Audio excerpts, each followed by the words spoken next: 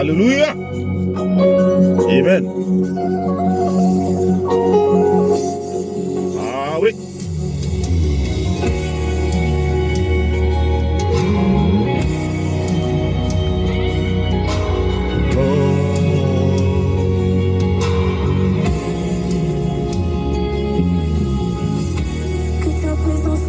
Devient réel, que ta présence en moi devient palpable. Je veux une autre dimension de toi. Que ta présence en moi devient réelle, que ta présence en moi devient palpable. Je veux une autre dimension de toi.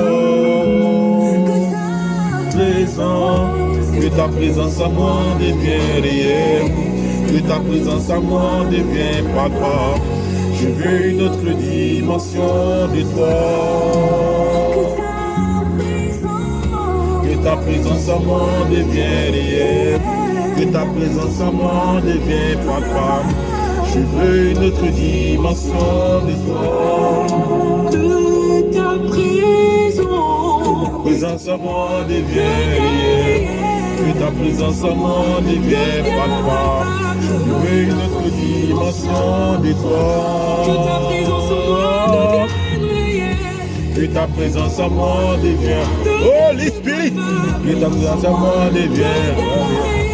Je veux une autre dimension de toi. Que ta présence en moi devient réelle. Que ta présence en moi devient palpable. Je veux une autre dimension de toi. Que ta présence à moi devient réelle, que ta présence à moi devient palpable. Je veux une autre dimension de toi. La dimension du toucher. Dimension de puissance.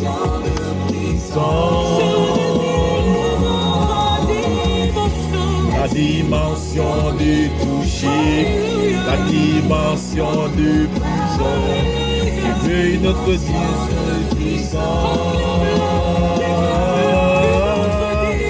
La dimension du toucher, la dimension de parole, la dimension de puissance.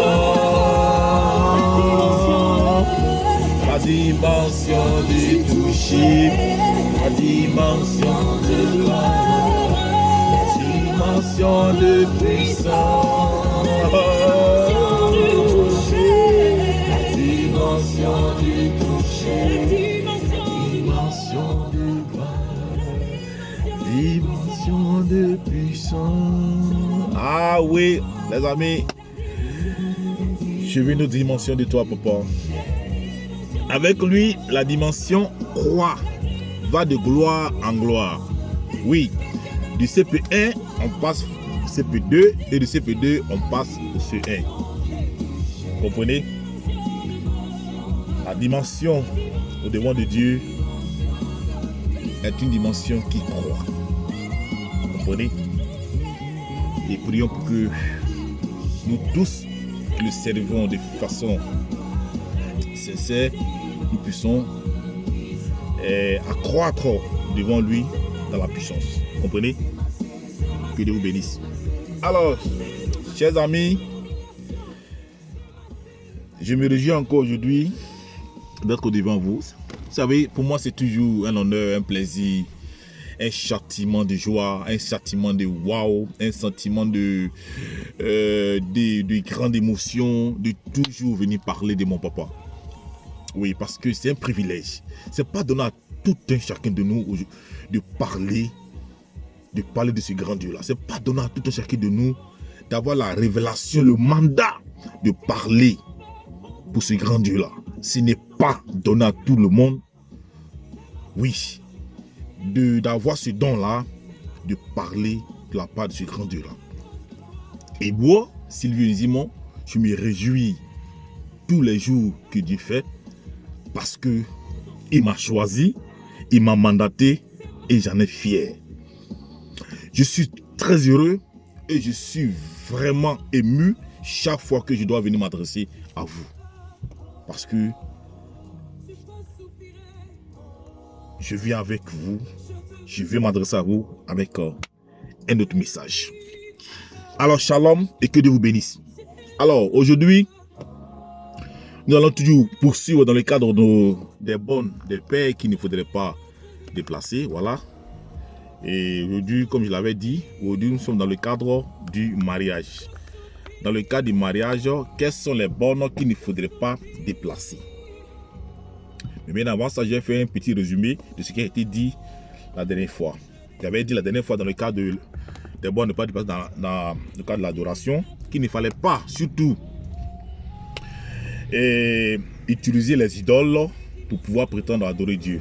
Il ne fallait pas surtout se prosterner devant une statuette, utiliser les eaux bénites, les chapelets pour pouvoir prétendre adorer Dieu, parce qu'il a horreur de ça. La Bible dit dans le livre de Lévitique 26 à 1 que notre grand Dieu des cieux a horreur des idoles. Alors, toute personne utilisant les idoles pour pouvoir arriver à lui est en train de déplacer une borne. Et comme j'avais dit, toute borne déplacée a des conséquences. Vous comprenez? Et qu'il ne fallait surtout pas te prosterner devant une statuette, utiliser les eaux bénites, utiliser les chapelets pour pouvoir prier. On a vu le cas de l'exemple avec notre Seigneur Jésus-Christ. En étant sur terre, pendant tout le temps qu'il a, pendant tout le temps de son ministère, on n'a jamais vu se porter devant une statuette, on n'a jamais vu utiliser des eaux bénites, on n'a jamais utilisé les chapelets. Alors si nous sommes ses disciples, si nous sommes ses modèles, alors pourquoi est-ce que nous autres, on doit faire autre que ce que notre maître lui-même n'a pas fait? Alors, faisons attention et que se comportant comme ça, ce sont des bornes que nous déplaçons. Ça, c'était la première borne dans le cadre de l'adoration. Et dans la seconde borne, la seconde borne qu'il ne fallait pas déplacer dans le cadre de l'adoration, il ne fallait pas passer par une autre tierce personne pour pouvoir arriver au Dieu Tout-Puissant. Voilà.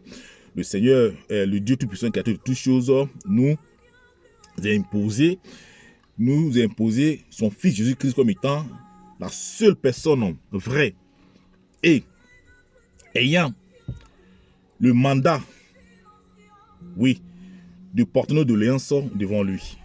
Comprenez? Jésus-Christ a été mandaté par Melchisédek, le grand Dieu des cieux, comme étant l'intercesseur par excellence, celui qui est sans péché et celui qui est digne de présenter nos doléances devant son Père. Comprenez? Et quiconque passait par une autre personne pour arriver à Dieu est en train de déplacer une borne. Donc, désormais que nous fassions attention, nous, les soi-disant chrétiens qui passons par une certaine dame pour pouvoir arriver à Dieu, nous sommes en train de déplacer une borne et que cela est dangereux. Comprenez que c'est un péché. Et cela se faisait voir à travers le livre de Hébreux 7, verset 15 à 28. Et dans ce passage, vous verrez que en dehors de Jésus-Christ, il ne doit pas avoir notre intermédiaire. Parce que Jésus-Christ est sans péché. Il ne prie pas pour ses péchés d'abord avant d'intervenir, avant de prier pour nous. Comprenez? Il a eu l'agrément de Melchisédek pour parler, pour être entre nous et puis lui. Donc, c'était une bonne que vous déplacez lorsque vous passez par une certaine dame, que je ne dirai même pas le nom. Ok? Alors, donc aujourd'hui, dans le cadre des bonnes ne pas déplacer, nous parlons du mariage. Dans le cadre du mariage, il ne faut surtout pas considérer le coco comme une dot. Il ne faudrait surtout pas considérer les cérémonies civiles et religieuses comme une dot. Non. Dans le cas du mariage, ce que le grand des cieux préconise, c'est le paiement de la dot. Oui, pour convivre avec la femme comme mari et femme, il fallait au préalable payer la dot auprès des parents. Et c'est après le paiement de la dot que vous pouvez aller à la mairie pour accomplir les cérémonies civiles et ensuite les cérémonies religieuses si vous le voulez. Mais tant que la dot n'est pas encore payée,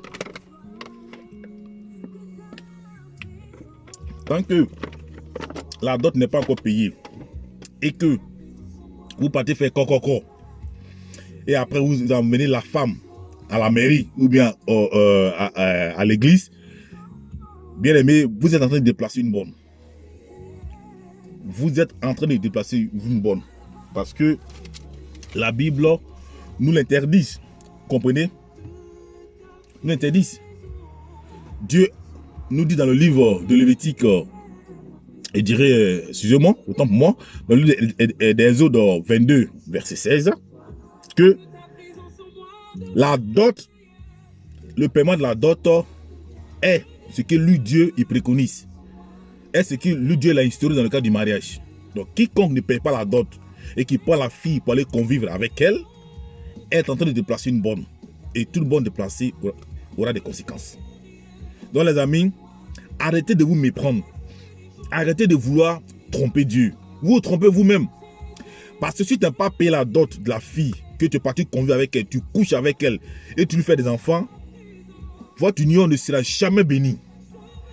Ne sera jamais bénie. Oui, ne sera jamais bénie. Parce que Dieu, au devant de Dieu, ne vous reconnaît pas en tant que des personnes mariées. Comprenez?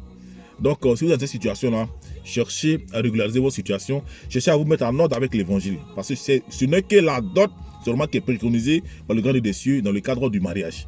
Et non pas et non pas les cérémonies civiles et religieuses. C'est pas mauvais d'aller faire les cérémonies civiles ou religieuses. C'est pas mauvais. Mais bien avant, il fallait au préalable aller payer la dot qui est recommandée par Dieu. C'est la dot qui est recommandée par Dieu selon le livre des ordres 22, verset 16. Seule la dot est recommandée.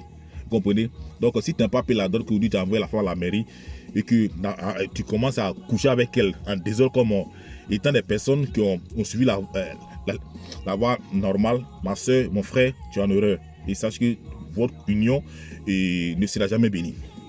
Ce ne sera bénie. Vous comprenez? Donc, ça, c'est le cadre de la dot. Maintenant, la deuxième borne qu'il ne fallait pas aussi déplacer dans le cadre du mariage, c'est le mariage entre les personnes de même sexe. Entre hommes et hommes, entre femmes et femmes. Ça, c'est une borne que vous déplacez si vous êtes dans cette situation-là. Parce que Dieu, dans le cas du mariage, a préconisé le mariage entre deux personnes de sexe opposé, entre une femme et un homme, et non pas entre un homme et une femme et une femme. Et toute personne, oui, se trouve dans cette situation-là, est en train de déplacer une borne. Comprenez? Selon le livre de Lévitique 18, 22 et Lévitique 20, verset 13. Comprenez? Ce sont des bornes que vous déplacez lorsque vous vous comportez comme ça. Donc, revoyez votre manière de convivre, revoyez votre union et mettez-vous en ordre avec l'évangile. Car seul le respect de l'évangile, seul le respect des recommandations de Dieu vous permettra de bénéficier de ses faveurs, vous permettra de bénéficier véritablement de son amour, comprenez? Il vous permettra d'être sous sa protection, comprenez? Donc, si vous voulez que votre foyer soit béni, alors faites ce qu'il y a de normal aux yeux de Dieu. Et vous verrez sa grâce s'abondera sur votre vie et sur votre foyer. Alors, je vais m'arrêter là, je ne suis pas long. Donc, dans le cadre du mariage, c'était les deux bornes qu'il ne fallait pas déplacer. Voilà, il ne fallait pas considérer les choses, le corps comme une dot. Et il ne fallait pas aussi se marier aussi entre les personnes de même sexe, vous comprenez? Donc, les chers amis, c'était le révérend pasteur Silvio depuis ma position en Italie. Mettez-vous en ordre et rejoignez la grande famille de Christ. Que Dieu vous aime. Shalom.